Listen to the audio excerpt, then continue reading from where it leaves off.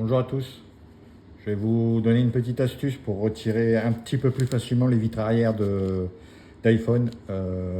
Ceux qui l'ont déjà fait savent très bien que c'est une galère. Il faut gratter avec une spatule là. Il faut casser morceau par morceau pour arriver à retirer. C'est une galère. C'est minimum 2 heures.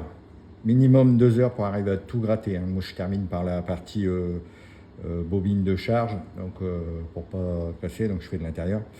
Donc pour que ça aille un tout petit peu plus vite, ce que j'ai découvert, c'est que vous pouvez utiliser un petit burin vibrant. Donc là moi c'est un petit burin Parkside que j'ai depuis très longtemps, qui servent à graver les numéros sur les voitures ou quoi que ce soit. Et en fait, ça vibre au bout là, ça vient percuter, vous avez un réglage de puissance, et en fait ça va tout seul, vous grattez tout simplement la partie.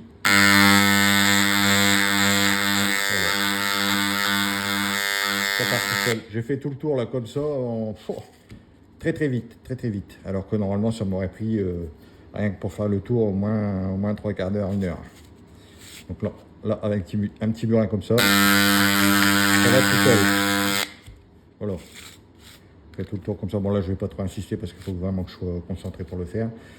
Je vais terminer par ça, mais sinon voilà, un petit burin électrique, vibrant. Bon, je ne sais pas si ce modèle-là existe toujours, c'est Parkside, ça fait assez longtemps que je l'ai. Mais après, ça existe, hein, il doit y avoir plusieurs modèles. Je sais que les graveurs sur les culasses de bascule d'armes de chasse, ils en utilisent.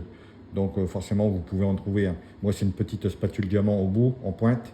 Mais après, vous pouvez très certainement trouver des spatules plates pour arriver avec les vibrations à casser. Et je vous assure que ça va vraiment plus vite. Pour tous ceux qui font des vitres arrière, même les professionnels, faites le test, vous allez voir, c'est incroyable.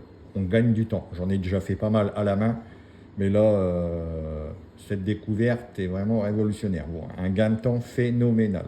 Même entre les caméras, là, pour ceux qui savent, c'est une galère, hein. Il faut casser avec un pointeau en tout petits morceaux pour arriver à avoir les morceaux qui sont glissés sous les pastilles, parce qu'en fait les pastilles là ils se retirent, mais en fait la vitre que l'on rajoute neuve, elle fait le diamètre des pastilles extérieures, donc on la renclenche, on n'a pas besoin de retirer les pastilles.